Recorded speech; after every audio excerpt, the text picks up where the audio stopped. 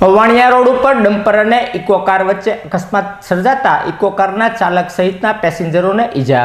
વાણિયા road ઉપરથી પસાર થયેલી ઇકો કારના ચાલકે સ્ટીયરિંગ ઉપરનો કાબુ ગુમાવતા ડમ્પર સાથે અકસ્માત સર્જાયો હતો। અકસ્માતમાં કારના ચાલક અને કારમાં બેઠેલા પેસેન્જરને ઈજા થતા સારવાર હેઠળ ખસેડવામાં આવ્યા હતા।